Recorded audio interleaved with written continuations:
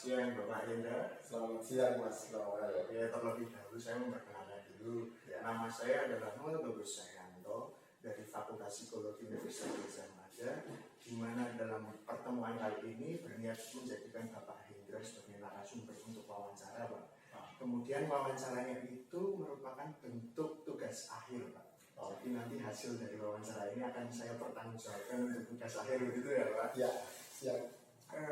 Oke, Pak. Jadi memang etika dalam berwawancara sebelumnya saya harus meminta persetujuan Bapak. Dulu kira-kira Bapak sedia tidak kalau saya langsung bersedia ya, Pak? Sedia.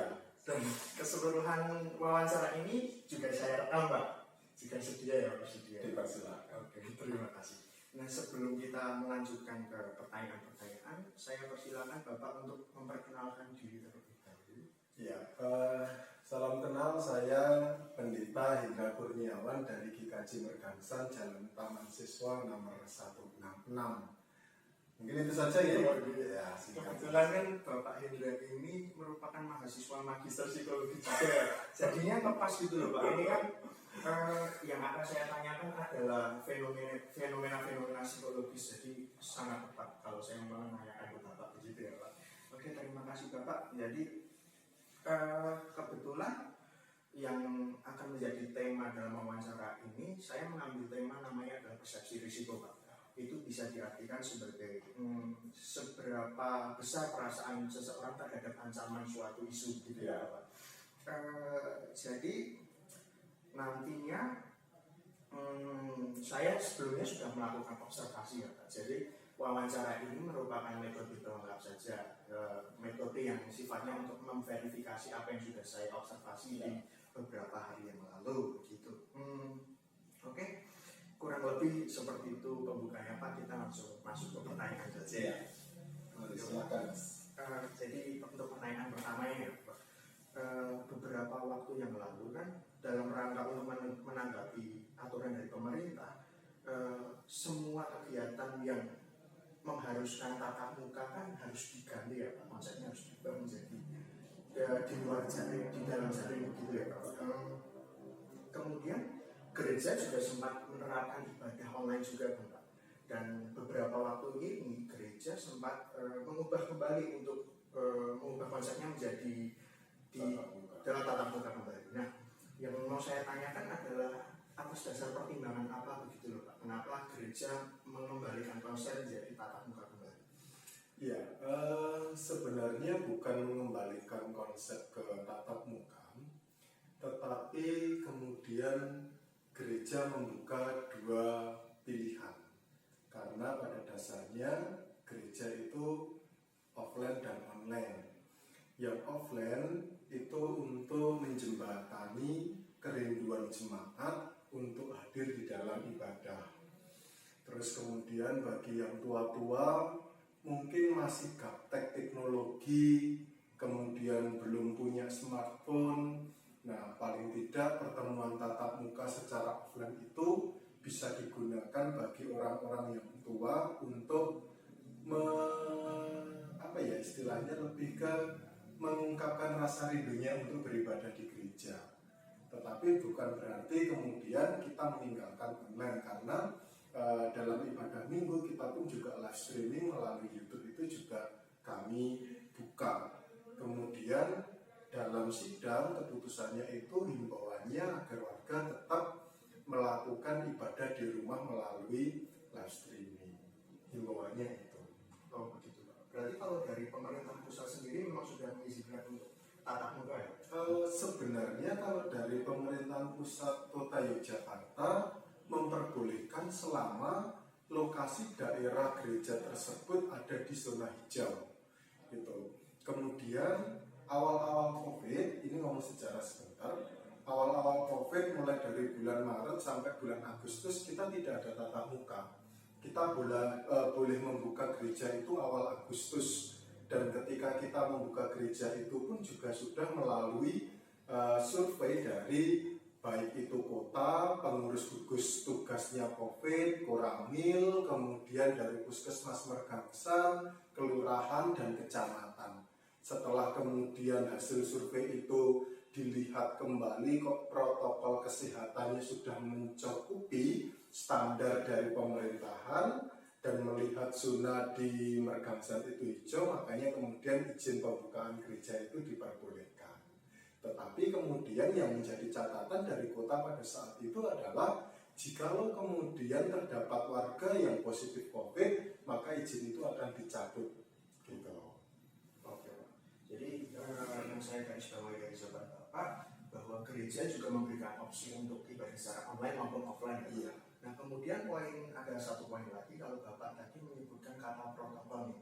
Nah terkait dengan itu dan penerapan ibadah di offline, ada tidak sih seperti perubahan prosedur pelaksanaan secara tatap muka untuk peribadahan di gereja itu?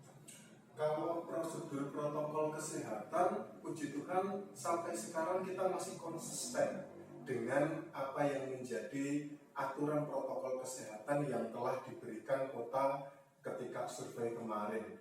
Mulai dari pakai sanitizer, terus kemudian cuci tangan, pakai masker, terus pakai cek suhu tubuh dan sebagainya, termasuk jarak, itu juga kami lakukan dengan rutin. Bukan hanya itu saja, berkaitan dengan anjuran untuk AC tidak dinyalakan, terus kemudian setelah ibadah kita ada fogging untuk netralkan tempat ibadah itu, kita pun juga melakukan hal itu. Dan yang kemudian perlu diketahui juga, kapasitas GKJ Mergangsat itu sebelum COVID-19 kurang lebih sekitar 450 orang. Tetapi karena ada himbauan berkaitan dengan protokol kesehatan untuk mengurangi social distancing, maka kemudian jumlah itu dibatasi sehingga maksimal 180 orang. Nah, itu upaya yang kemudian masih tetap kita pertahankan di dalam masa pandemi COVID-19 ini, Mas. Oh, begitu ya, Pak. Kebetulan kemarin waktu observasi pun saya kan mengobservasi Yefta, mungkin Bapak kenal Cindy juga. Kebetulan perilaku penerapan protokol itu juga terlihat pada mereka. Nah, kalau dalam teori persepsi risiko, orang yang mempunyai persepsi risiko tinggi cenderung melakukan upaya perilaku yang bersifat preventif, Pak, seperti yang Bapak sebutkan tadi. Begitu ya, Bapak. Kebetulan perilaku itu terlihat, jadi bisa disimpulkan bahwa subjek yang saya observasi punya persepsi risiko yang tinggi. Terima kasih Bapak Hendra untuk sahabat yang cukup menggambarkan juga. Nah, kan saya ada mengobservasi satu indikator, tapi perilaku ini tidak terlihat begitu, Pak. Misalkan kalau di gereja ada salah satu jemaat yang bisa dikatakan terindikasi memiliki gejala-gejala COVID seperti batuk saat di tengah ibadah, langkah-langkah yang akan gereja lakukan apa? Yang pertama, kita menghimbau agar warga jemaat itu ketika mau mengikuti ibadah offline harus dalam kondisi fit. Jikalau kemudian flu, batuk, ataupun agak sedikit demam, dihimbau untuk tidak ikut ke gereja atau ibadah ke gereja. Dan kemudian jikalau kemudian itu masih dilakukan, ada satu protokol kesehatan yang kemudian juga bisa kita lakukan. Sebelum ibadah biasanya ada pemotretan warga jemaat, sehingga jikalau kemudian ada satu warga yang terindikasi positif, paling tidak data warga jemaat yang ikut di dalam ibadah itu kita sudah mengetahui, dan kemudian kita menghimbau satu persatu untuk melakukan baik itu rapid, isolasi mandiri dan sebagainya. Jadi itu upaya yang bisa dilakukan oleh gereja dalam penanganan protokol kesehatan. Oke, berarti selama jalannya ibadah selama beberapa waktu ini juga belum terjadi gitu, Pak? Belum. Kalau batuk sih mungkin ada, tapi bukan besar ya. Nah, tadi sempat disinggung di pertanyaan sebelumnya bahwa ada perubahan penerapan kuota ya, yang awalnya 450 jadi 180. Nah, itu kan kuota ya. Kalau jemaat yang hadir secara aktual ke gereja begitu ya, Pak, ada perubahan signifikan nggak sih antara pandemi dan non pandemi? Iya, sangat ya. Iya, sangat kelihatan. Dan kuota 180 saja dalam setiap ibadah minggu itu tidak full terisi. paling tidak rata-rata itu 70 dalam setiap ibadah, maksimal 100, minimal 70. Jadi masih banyak space untuk tempat duduk yang lain. Begitu ya Pak. Memang itu sebagai bentuk antisipasi untuk physical distancing itu ya Pak? Iya. Terima kasih jawabannya Bapak. Nah ini untuk pertanyaan selanjutnya dan masih berhubungan dengan pertanyaan sebelumnya. Dari kacamata Bapak Indra sebagai pendeta, melihat jemaat itu kira-kira mereka sudah menerapkan protokol dengan baik ya, secara keseluruhan begitu? Kalau saya melihatnya sudah, karena berkaitan dengan upaya kesehatan yang dilakukan oleh GKJ Mergangsan sebelum masuk saja mereka sudah harus diminta cuci tangan, dan kalau tidak ya mungkin tidak diperkenankan untuk mengikuti ibadah. Dan puji Tuhan juga Mergangsan untuk saat ini warga jemaatnya belum ada yang positif. Jadi ya semoga ke depan tetap sehat sehingga kemudian kita bisa menjalankan ibadah dengan baik. Berarti memang kalau sepengamanan saya, kenapa jemaat itu pada patuh dengan protokol karena dari pihak gereja sendiri sangat ketat gitu ya Pak? Iya. Nah kemudian, kenapa saya menanyakan tentang rata-rata jemaat terus kepatuhan rata-rata jemaat, karena aspek yang saya ambil juga ada yang namanya dengan konformitas Pak. Konformitas jadi singkatnya adalah perilaku seseorang itu bisa saja terpengaruh oleh lingkungan. Nah, sudah lebih tahu Bapak ini. Nah begitu Pak. Kebetulan waktu mengamati subjek yang saya observasi, lingkungan sekitarnya juga menerapkan protokol yang baik, jadi bisa disimpulkan konformitas juga berlaku begitu ya Pak. Pengaruhnya sangat kuat.